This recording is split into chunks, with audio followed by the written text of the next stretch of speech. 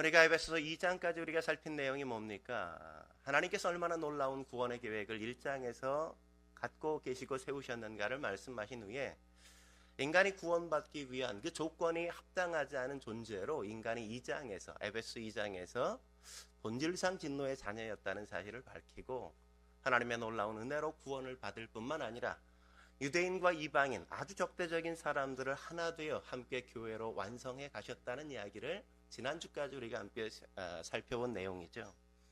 3장 1절부터 와서는 사실 3장 1절부터 13절까지는 삽입구에 해당하는 거예요.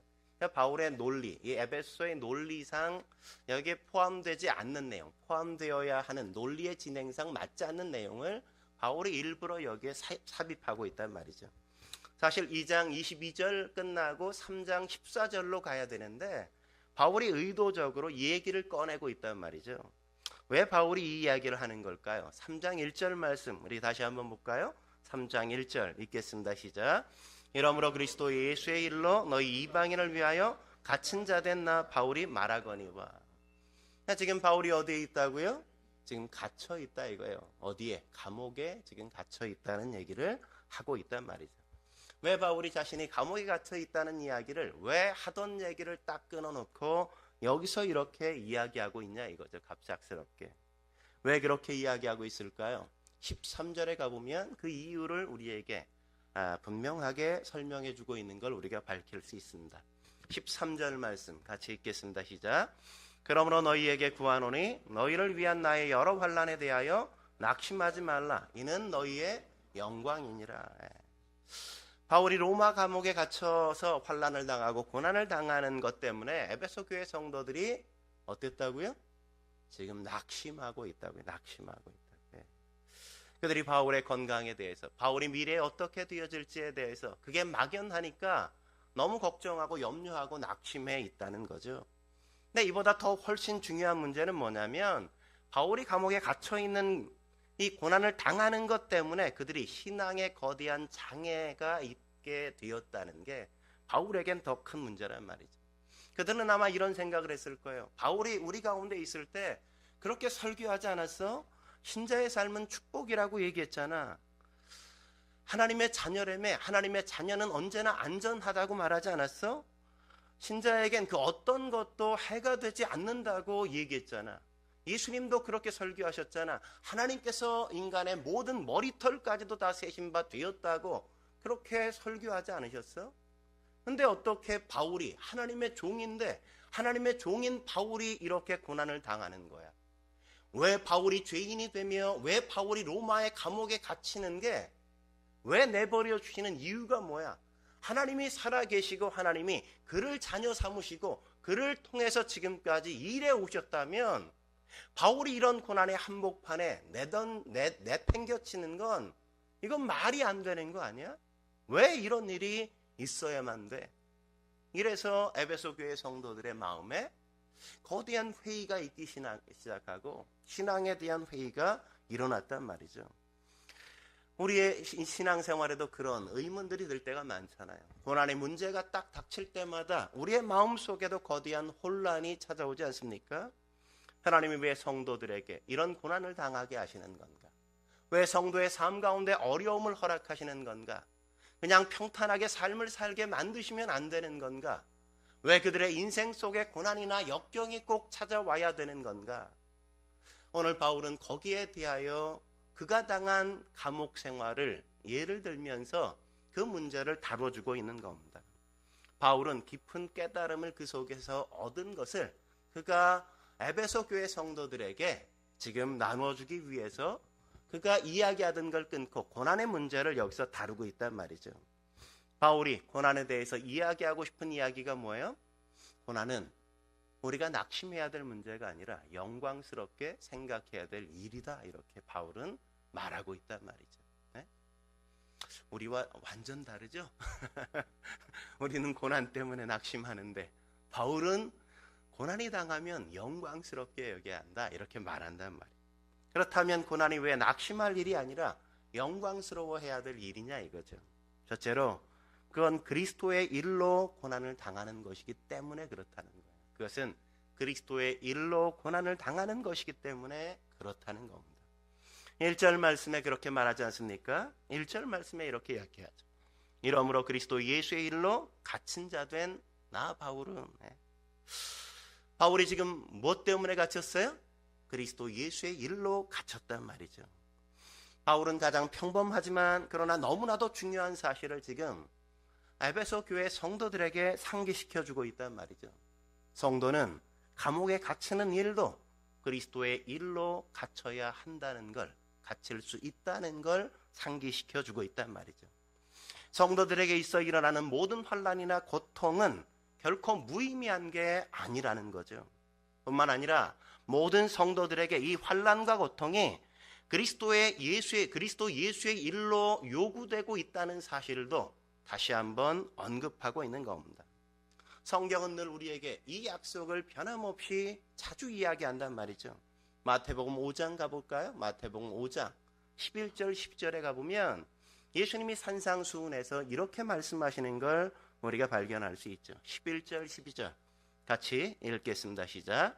나로 말미암아 너희를 욕하고 박해하고 거짓으로 너희를 거슬려 모든 악한 말을 할 때에는 너희에게 복이 있나니 기뻐하고 즐거워하라. 하늘에서 너희의 상이 큼이라. 너희 전에 있던 선지자들도 이같이 박해하였느니라. 여기서 말하는 박해라는 건 자기 잘못이나 자기 실수나 자기의 게으름 때문에 당하게 되는 박해나 어려움이 아닌 걸 얘기하는 겁니다. 그리스도 예수 때문에 고난받는 것이라면 그건 도리어 축복이란 말이죠. 뿐만 아니라 내가 그리스도인이라는 유일한 표징이 바로 내가 예수님 일 때문에 고난을 받는 것이라고 바울은 말하고 있단 말이죠. 예수님도 그걸 얘기하고 있는 겁니다.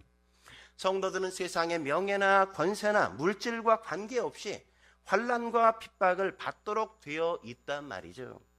우리는 이 땅에 속하지 않고 천국에 속해 있는 백성이기 때문에 당연히 그럴 수밖에 없다는 겁니다. 그래서 살다 보면 보이지 않는 핍박이 있을 수 있고 시련이 있을 수 있고 환난이 찾아올 수 있고 역경도 우리 가운데 찾아올 수 있다는 사실을 우리는 기억해야 된단 말이죠. 이 세상에서 그런 고통을 가장 많이 당하는 사람들이 누구겠어요? 저는 그게 일반적으로 목회자들이 아닐까 하는 생각을 해봐요. 목회자들이 당하는 고통은 아무래도 성도들이 당하는 고통보다 훨씬 더 세고 훨씬 더 심하게 당할 때가 많단 말이죠. 그러나 그럼에도 불구하고 우리가 아는 게 뭡니까? 하나님은 우리가 그런 일을 감당할 수 없는데도 그런 일을 주시는 적은 결코 없단 말이죠. 그리고 또 하나, 그런 일을 허락하시는 이유가 뭐예요? 세상에서 정떼라고 하나님께서 정을 떼게 하시기 위해서 우리에게 그런 고난을 주실 때가 있단 말이죠. 너희는 이 땅 백성이 아니라 너희는 본질적으로 내 백성이요 하늘에 속한 사람들이라는 것을 우리가 잊지 않도록 우리가 다시 한번 상기하며 이 땅에 살 수 있도록 하나님께서 그렇게 우리에게 말씀하고 계신다는 걸 우리는 알아야 돼요. 그러므로 우리가 예수님 때문에 당하는 고난은 고난이기보다 훨씬 더 영광스러운 것이란 말이죠. 우리가 우리의 자녀들을 바르게 살게 하기 위해서 맨날 농땡이 치고 놀러 가면 그래 잘한다 시컷 놀아라 이렇게 얘기하지 않는 것처럼 잡아다가 종아리 치고 책상 앞에 무릎 꿇려 놓고 그에게 간식 대면서 어떻게라도 공부시키는 것처럼 하나님도 그렇게 우리를 다루신단 말이죠. 한 걸음 더 나아가서 고난이 왜 낙심할 일이 아니라 영광스러운 일일까요? 두 번째, 그건 우리들의 이해를 초월한 최선의 방법이기 때문에 그렇다고. 우리가 이해할 수는 없지만 최선인 하나님의 방법이기 때문에 그런 겁니다. 다른 말로 하면 그건 하나님의 뜻을 이루는 적극적인 방법이기 때문에 그렇다고요. 이 말씀은 단순히 그냥 고난에 대한 이야기가 아니에요. 한 차원 더 높은 이야기를 지금 바울은 하고 있는 겁니다. 1절 다시 한번 볼까요? 1절 말씀 같이 한번 읽어보도록 하죠. 1절 시작. 이러므로 그리스도 예수의 일로 너희 이방인을 위하여 갇힌 자 된 나 바울이 말하거니와. 이러므로 그리스도 예수의 일로 그 다음에 뭐예요? 이방인을 위하여. 그죠? 이방인을 위하여. 바울은 지금 왜 갇혀 있다고요? 이방인을 위하여 난 갇혀 있다고요. 예? 우리는 흔히 예수의 일로 갇혔다고 하면 예수님을 증거하는 것을 세상이 너무나 싫어하기 때문에 그를 치고 그를 박해하고 그를 가두어 놓았다는 것 정도로만 우리가 생각한단 말이죠. 그렇게 부정적으로 소극적으로 우리는 생각하지 않습니까? 근데 바울은 그 정도로 생각하는 게 아니라 나는 그들 때문에 박해를 당해서 여기 있는 게 아니라 나는 이방인을 위하여 지금 감옥에 갇혀 있다고 적극적으로 이야기한단 말이죠. 여기엔 단순히 그냥 어쩔 수 없이 내가 감옥에 갇힌 게 아니라 하나님의 적극적인 뜻이 여기에 있어서 내가 로마 감옥에 갇혀 있게 되어진 것이라는 의미가 여기에 담겨 있는 겁니다. 고난은 어쩔 수 없이 당하는 게 아니라 그 속엔 하나님의 신비로운 간섭과 신비로운 하나님의 뜻이 담겨 있다는 걸 이야기한단 말이죠. 이런 것들을 우리가 그렇게 오래도록 신앙생활을 하고 있음에도 불구하고 늘 깨닫지 못하기 때문에 하나님이 당신의 계시하시는 방법, 하나님이 섭리하는 방법에 대해서 우리가 잘 깨닫지 못할 때가 많단 말이죠. 이걸 우리가 빌립보서에 가보면 좀 더 투명하게 확인할 수 있죠.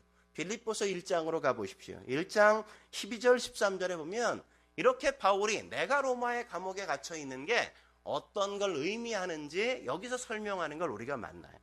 12절 13절 같이 한번 읽어볼까요? 12절 13절 시작.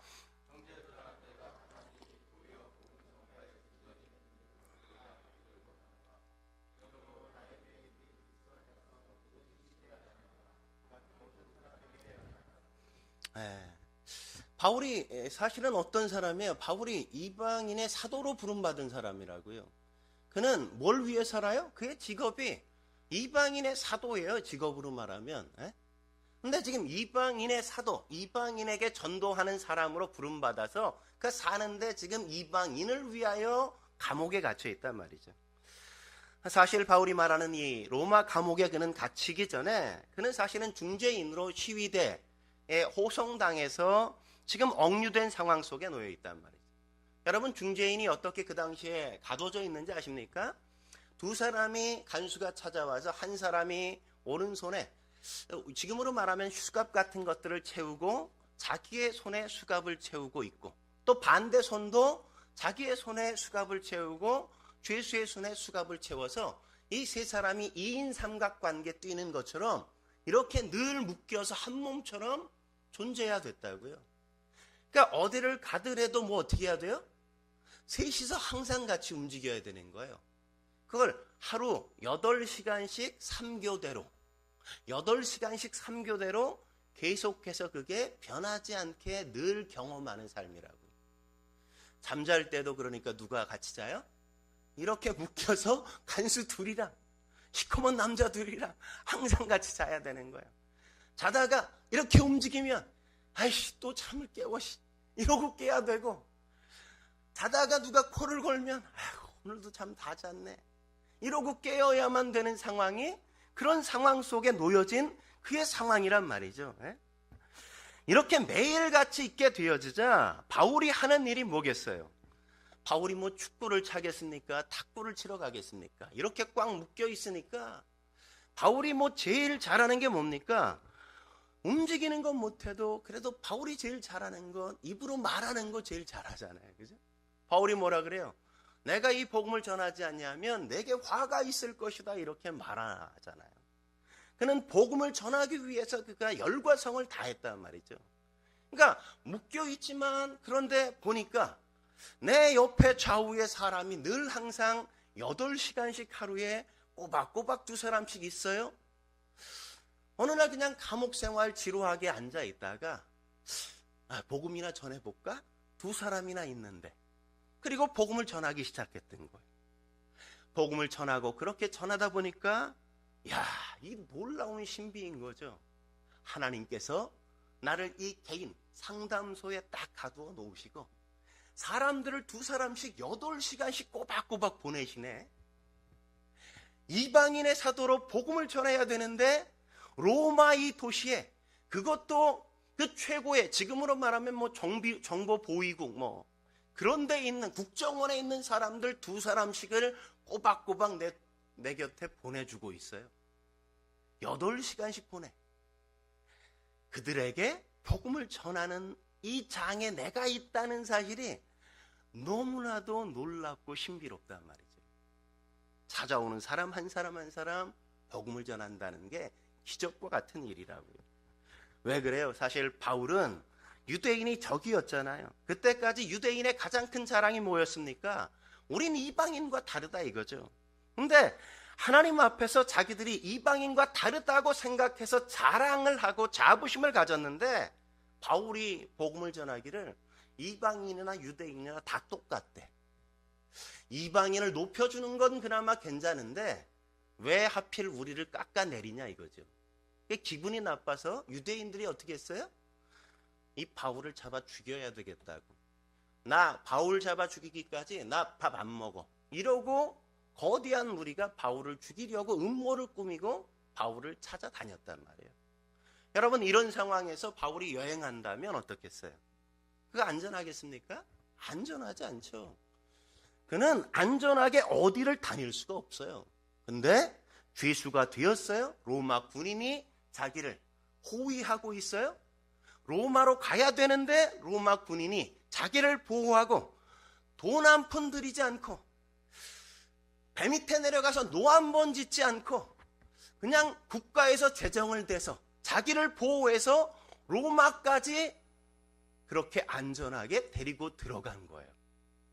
얼마나 놀라운 일이에요. 로마에 가보니까 사람들이 그냥 바울이라는 사람에 대한 관심이 너무 지대했단 말이죠. 병사들까지도 도대체 그 사람이 누구야? 아니, 새로운 사람이 잡혀온다며? 아니, 이상한 일로 잡혀온다며? 아니, 어떻게 로마 시민권을 가진 사람이 아니 이렇게 잡혀올 수 있는 거야? 야, 그 사람 들어오면 나도 좀 그 사람 만날 수 있게 간수로 나도 좀 넣어줘봐. 이러면서 사람들이 기대하고 바울을 만나기를 준비하고 있었단 말이죠. 대기하고 줄 서서 바울을 만나기를 준비하고 있었어요. 그 스포트라이트를 지금 받고 바울은 로마에 들어와 앉아 있고 로마 감옥에서, 그것이 감옥이지만 사람들이 자기를 만나기를 기대하면서 앉아 있는, 서 있는 그 모습을 보면서 바울은 비로소 깨달은 거라고. 이게 어떻게 가능했냐 이거죠.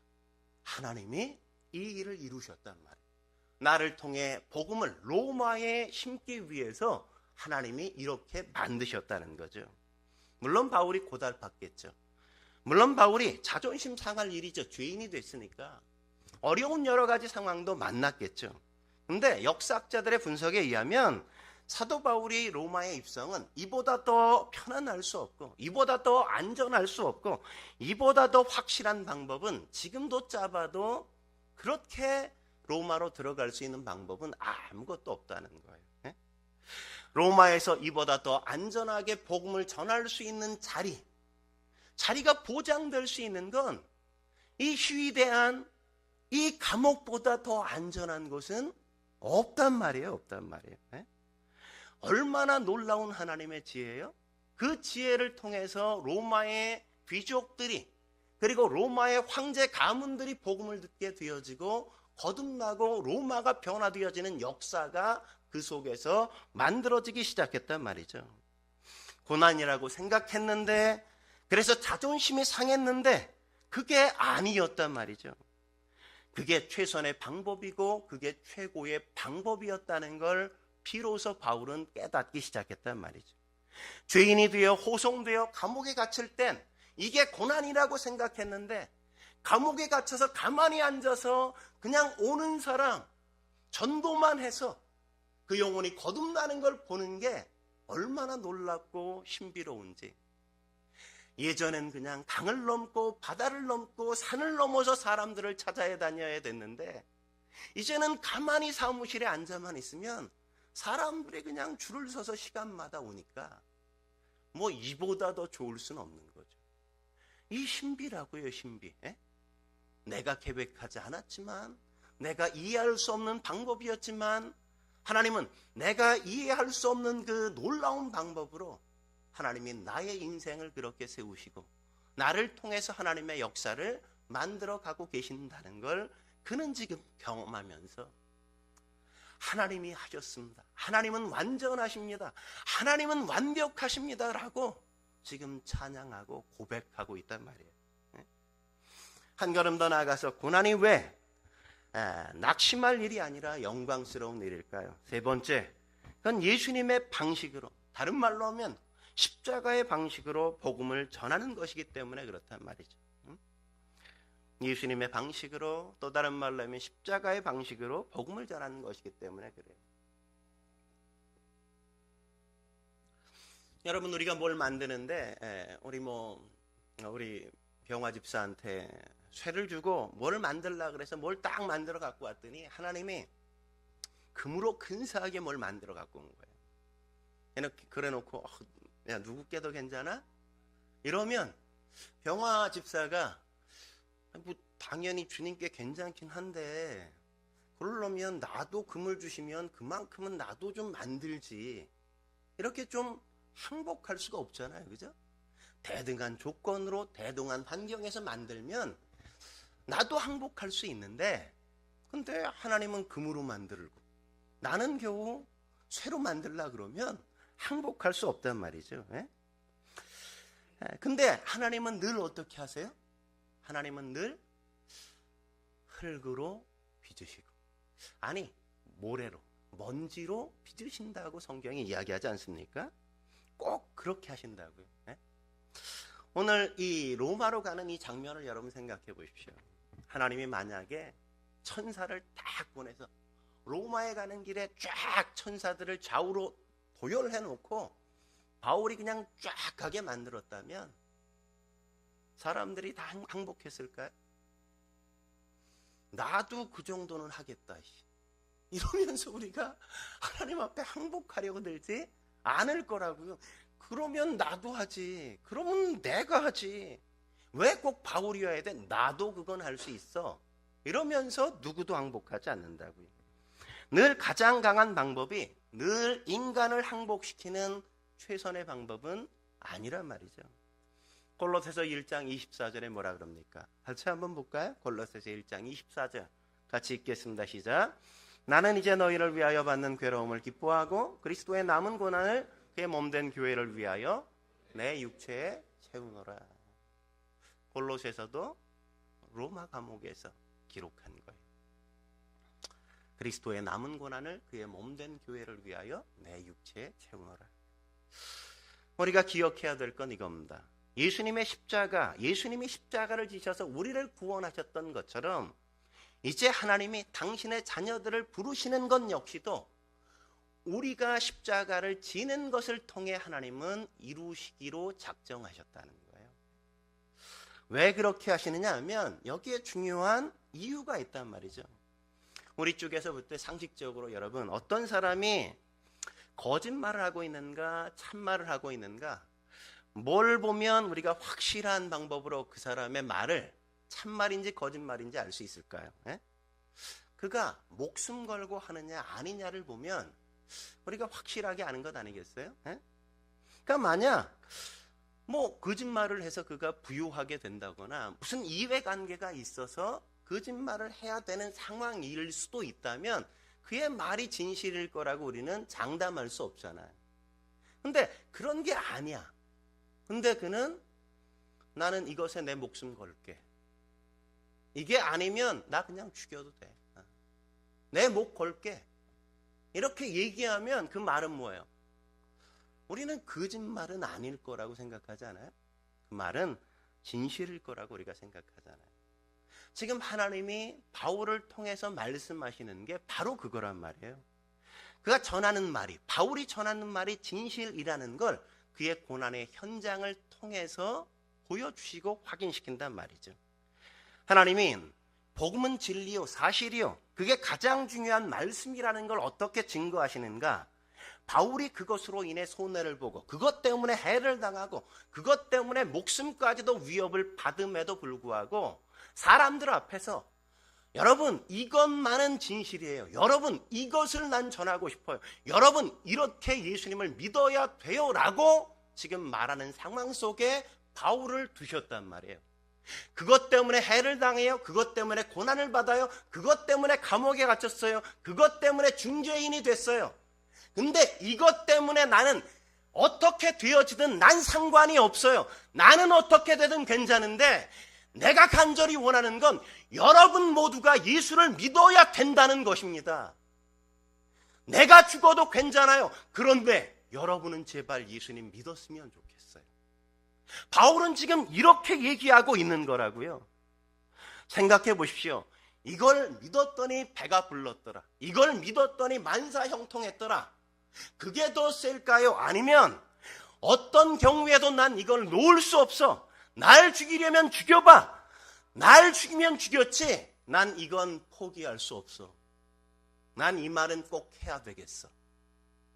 어떤 게 더 센 거예요? 어떤 게 더 확실한 겁니까? 후자가 훨씬 더 세고 후자가 훨씬 더 확실한 거잖아요. 메시지가. 에?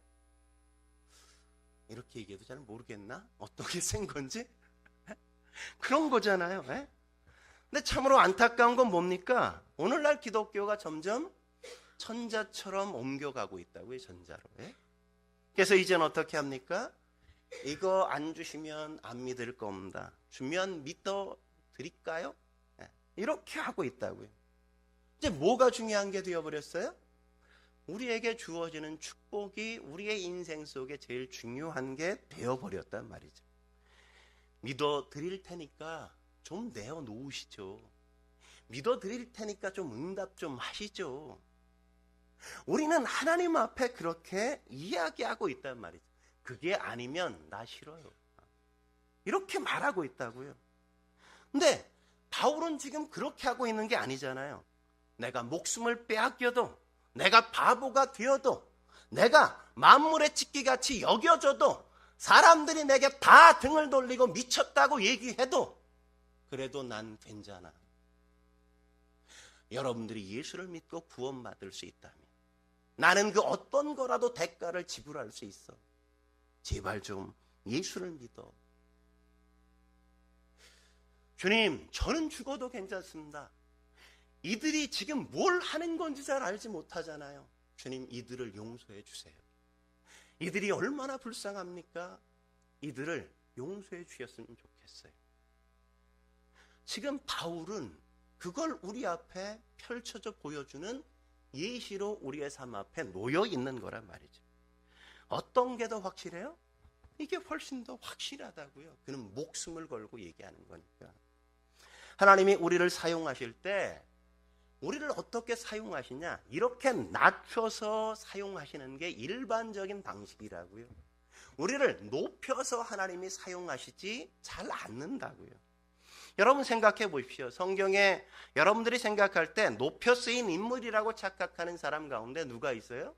다니엘 같은 경우가 그런 사람 아닙니까? 다니엘 같은 경우 높여 쓰임받은 인물이라고, 하나님께 쓰임받은 인물이라고 우린 생각하잖아요. 왜 그런 생각을 해요? 바벨론에 포로로 잡혀갔는데 바벨론에 가서 2인자가 돼버리네. 2인자의 자리에, 총리의 자리에 앉아서 그가 쓰임받으니까 우린 뭐라고 생각해요? 그가 높여져서 쓰임을 받고 있다고 우리는 자꾸만 생각하지 않습니까? 권세를 부리고 있다고 생각하잖아요. 근데 다니엘은 그렇기 때문에 훨씬 더 힘들고 어려웠다는 사실을 우리는 잘 생각하지 못한단 말이죠. 눈에 띄는 자리에 있었기 때문에 그는 신앙을 지키기 위해선 목숨을 걸어야만 되는 상황에 늘 맞아야만 됐단 말이죠. 그러나 다른 사람의 경우를 보십시오. 바벨론에 잡혀온 사람이 다니엘 하나만이에요?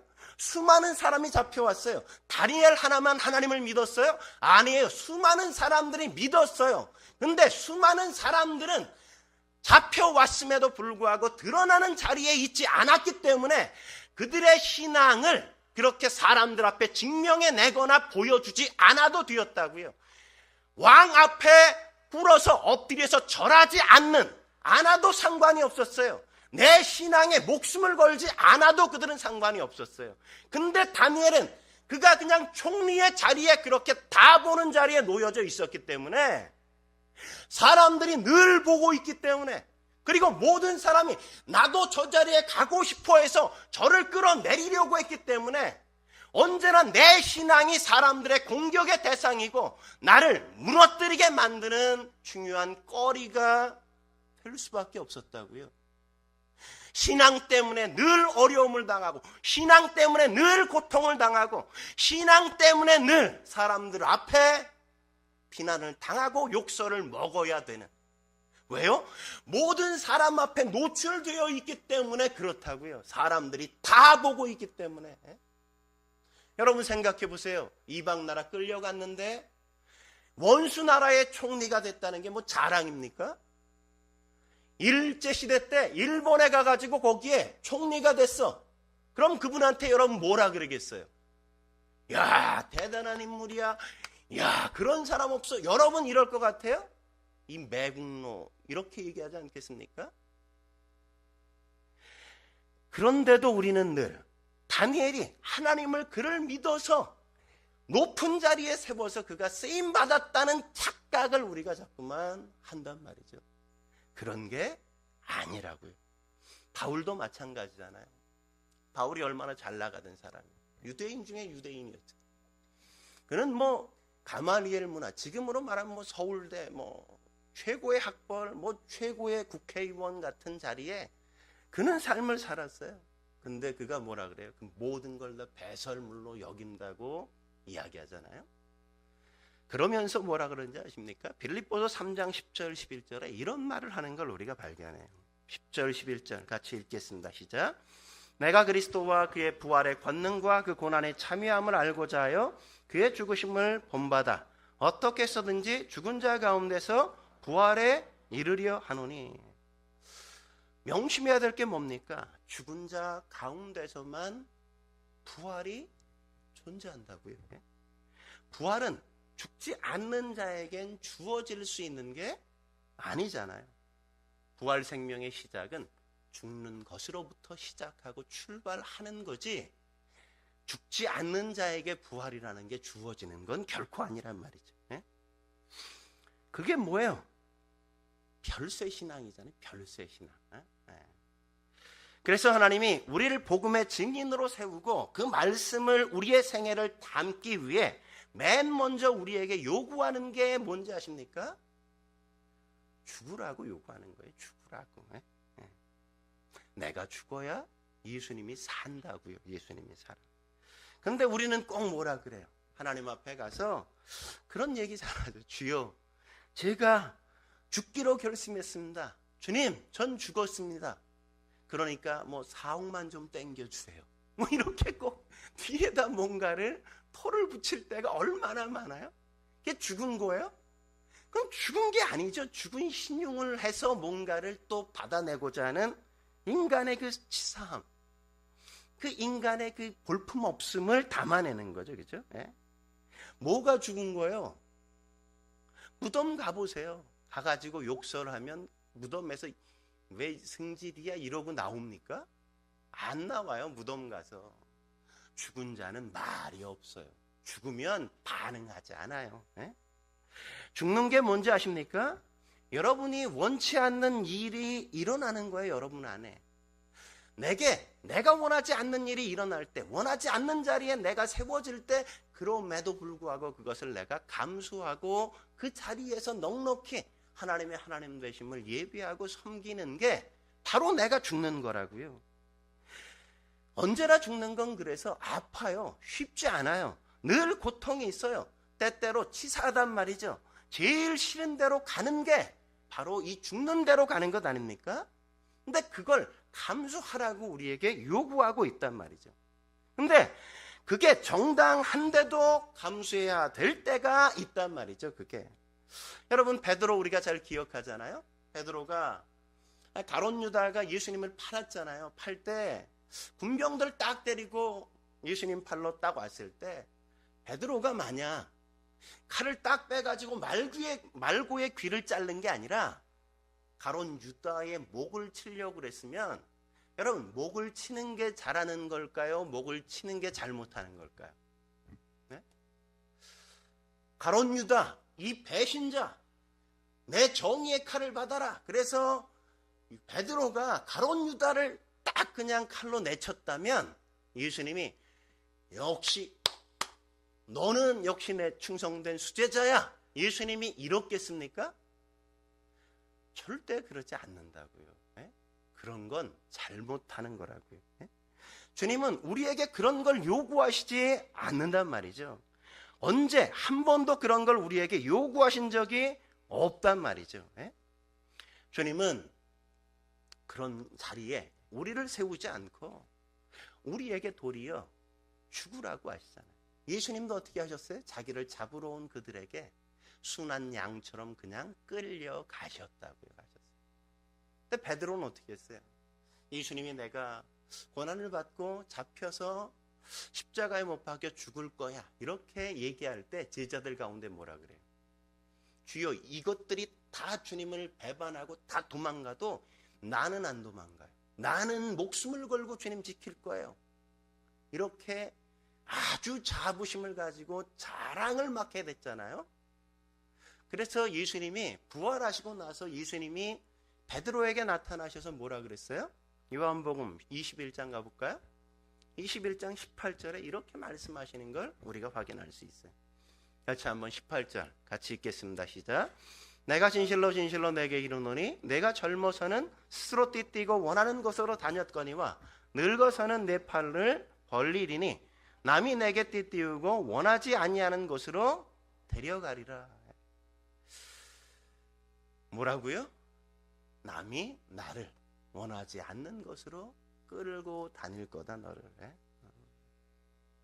우리는 언제나 원치 않는 곳으로 붙잡혀 가는 존재들이라는 거죠.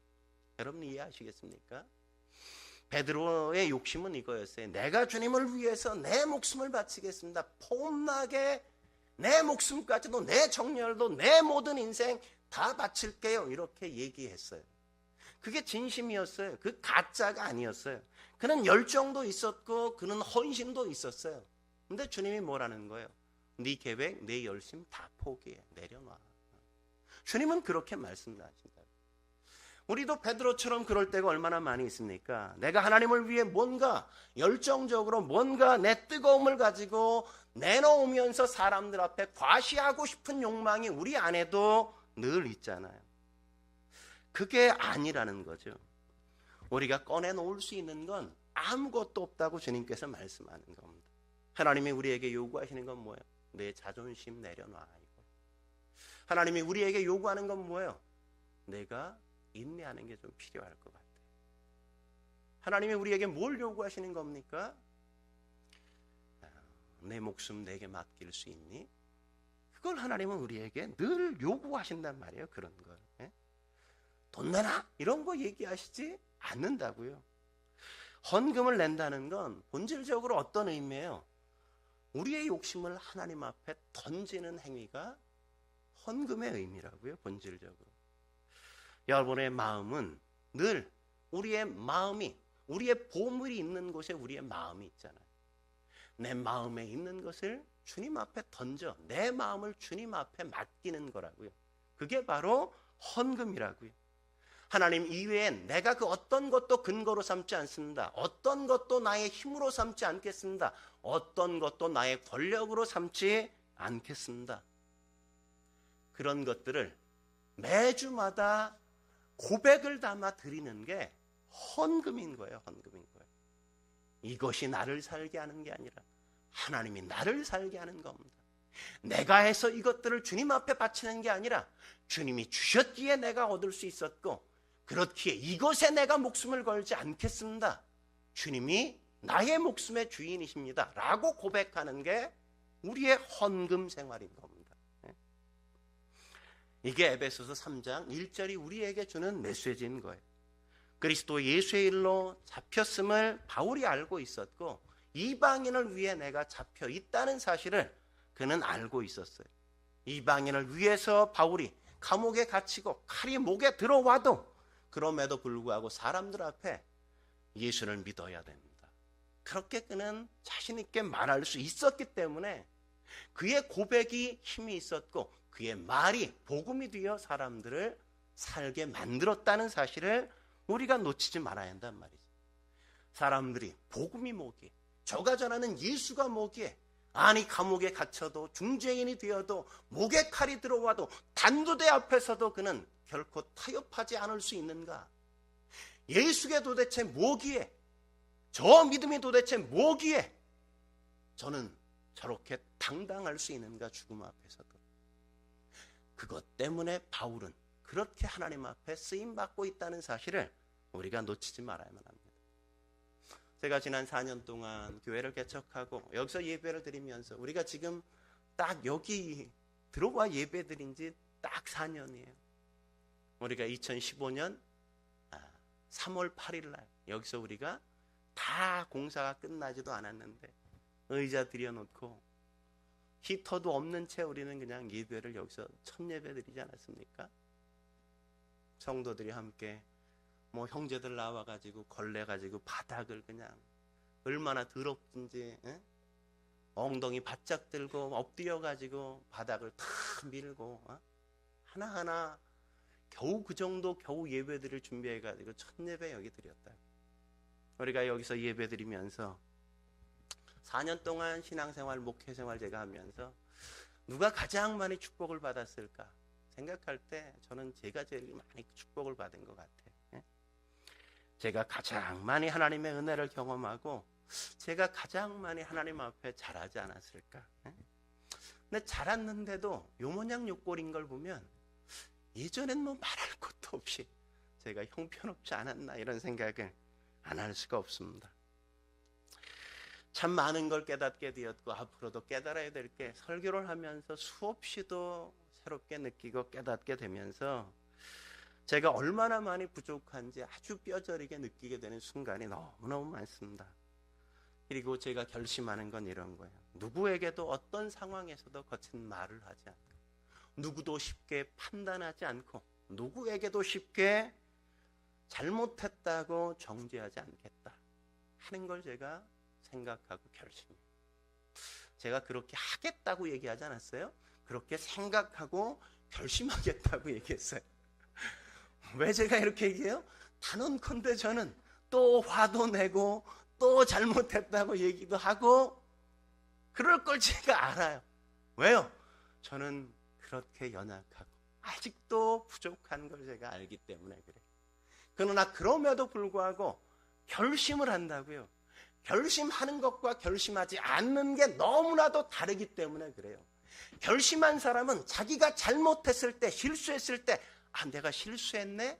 그러면서 돌이킬 수 있지만 그러나 이런 걸 결심하지 않은 사람은 잘못함에도 불구하고 잘못 삶에도 불구하고 내가 뭘 잘못했는지 뭘 지금 잘못 가고 있는지를 깨닫지도 못하고 알지도 못하기 때문에 그래서 여러분에게 요구하는 겁니다. 여러분도 이런 결심들을 좀 하셨으면 좋겠어요. 내가 승질을 부리지 않겠다. 내가 거짓말하지 않겠다. 내가 울그락불그락하지 않겠다. 늘 내 마음에 사랑을 담아서 성도들을 만나고 이야기하고 나를 통해 예수님이 나타나도록 예수님이 보일 수 있도록 내가 살려고 나를 복종시켜 보겠다. 그런 결심을 저와 여러분이 함께 했으면 좋겠습니다. 기도하시겠습니다. 거룩하신 하나님 아버지, 오늘도 주님 앞에 함께 나와 바울의 이 고백이 어떤 의미를 담고 있는지 함께 우리가 살피게 하시니 참 감사합니다. 우리는 우리 앞에 닥친 작은 고난과 작은 어려움 앞에서 늘 하나님 앞에 쉽게 불평하고 원망할 때가 얼마나 많은지, 자기의 실수, 자기의 잘못, 자기의 부족함은 늘 생각하지 못하고 내가 벌인 문제에 대한 궁극적인 책임을 늘 하나님 앞에 돌리면서 늘 하나님을 원망하고 하나님 앞에 늘 승질을 부리고 있는 우리의 그릇된 모습을 보일 때마다 얼마나 그게 하나님의 마음에 가슴 아픈 일인지, 우리가 자식을 키우면서 그런 경험들을 하면서 차마 말 못하고 가슴에 묻어두고 또 묻어두고 새기고 또 새기면서 그렇게 우리가 살면서 경험하는 그 경험을 가지고 조금이나마 하나님의 마음을 이해하려고 하고 조금이나마 주님의 마음 알려고 노력하는 저희를 불쌍히 여겨주사 하나님의 마음 더 깊이 알게 하시고 하나님의 사랑 더 넓게 알게 하셔서 우리가 주님의 사람답게 이 땅에 서갈 수 있도록 주여 도와 주옵소서.